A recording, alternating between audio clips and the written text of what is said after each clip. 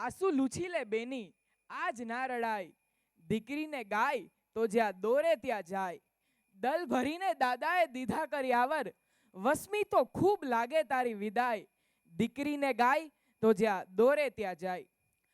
આજે ધર્મનંદન ડાયમંડ્સ પરિવાર દ્વારા આયોજિત આ સમૂહ લગ્નમાં દાંપત્ય જીવનની શરૂઆત કરતા તમામ નવયુગલો, મુખ્ય મહેમાનો, વડીલો ને તમામ નારી શક્તિને અક્ષ ભળિયાદરાના સાદર પ્રણામ.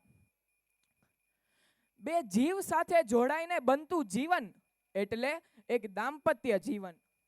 આજકાલ ચાલતા એવા કેટલાય કુરિવાજોએ સમાજોની સદ્ધરતાનું નિકદન કાઢી નાખ્યું છે. આજે ઊંઘતાને જગાડવા સહેલા છે, પણ જાગતાને જગાડવા સહેલા નથી. આપણે સૌ એવા અઢળક કુરિવાજોના ખપ્પરમાં હોમાતા રહ્યા છીએ, જે આપણને ઉધઈની જેમ ખોતરી ખાય છે. મારે વાત કરવી છે દહેજની, જે એક ભયંકર મહારાક્ષસ છે. પહેલાના સમયમાં દીકરીઓને પ્રેમના પ્રતિકરૂપે કંઈક ને કંઈક ભેટ આપવામાં આવતી હતી, પરંતુ ધીમે ધીમે એક વેપલો થઈ ગયો છે ને નિર્ધન કુટુંબનો નાશ થઈ રહ્યો છે. હજુ પણ એવી કેટલી દીકરીઓને પૂછવામાં આવે છે કે તને કરિયાવરમાં શું મળ્યું, પરંતુ એક પિતાએ 20 વર્ષ સુધી એના કાળજાનો કટકો જ આપી દીધો છે, તો શું એ કરિયાવર કરતા ઓછું છે? આજે આપણે જન્મથી લઈને મરણ સુધી આપણે સૌ કુરિવાજોને પ્રોત્સાહન આપતા રહ્યા છીએ. દીકરા દીકરીનો ભેદભાવ. હજુ પણ એવા કેટલાય પરિવારો છે જ્યાં દીકરી કરતા પણ વધારે દીકરાને માન આપવામાં આવે છે.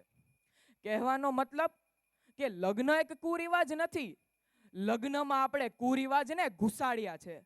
પહેલાના સમયમાં લગ્ન સાવ સરળ હતા ને હવે તો અલગ અલગ પ્રકારના રિવાજો, પત્રિકાથી લઈને પેરામણી સુધી બસ કપાય જ જવાનું.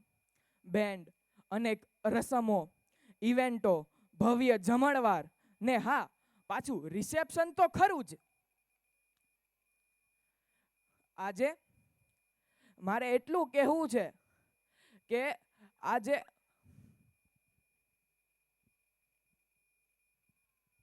વાત કરવી છે મારે વ્યસનની, જે એક ભયંકર ભારતનો સૌથી મોટો દુશ્મન છે.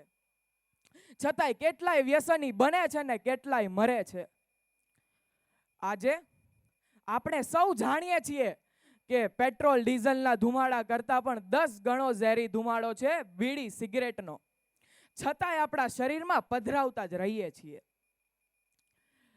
જો 2 ઇંચની બીડી 6 ફૂટના માણસને સુવડાવી દેતી હોય તો શા માટે ધૂમ્રપાન કરીએ છીએ?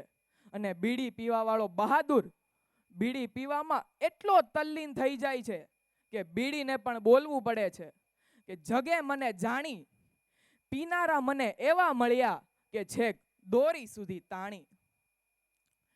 એક દારૂડિયો દારૂ પીવા માટે પોટલીમાં કાણું પાડે છે ને દારૂ એના લીવરમાં કાણું પાડે છે.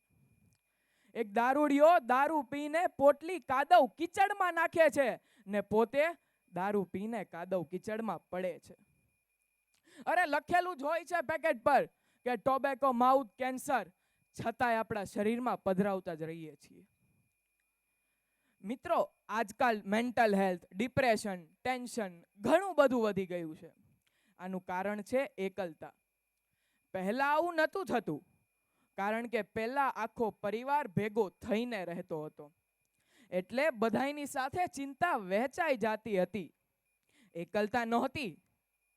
અને હવે તો પારિવારિક ઝઘડાઓ કરીને એકલતા લઈએ છીએ. પરિવારની સાથે રહેવાને બદલે પરિવારની સામે પડીને રહીએ છીએ. સાચું સુખ તો પરિવાર સાથે રહેવામાં જ છે.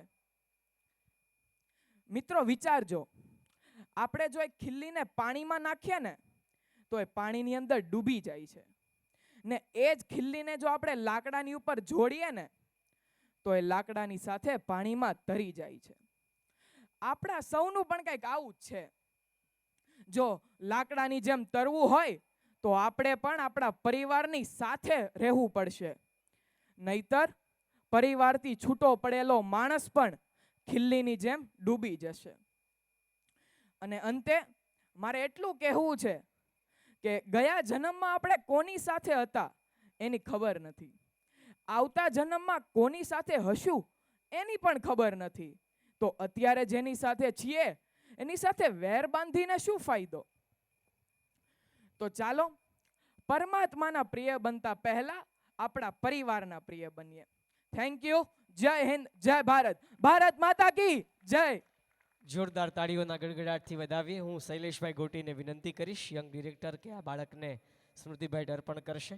અને કાર્યક્રમને આગળ વધારતા મારે વિનંતી કરવી છે સર્વે પરિવારજનોને, ગ્રાઉન્ડમાં ઉપસ્થિત સર્વે મિત્રોને કે પોતાના સ્થાન પર ઊભા થશે. કારણ કે શુભ સંકલ્પોના સથવારે હર હંમેશ દર વર્ષે આપણે સમૂહ લગ્નનું આયોજન કરીએ છીએ.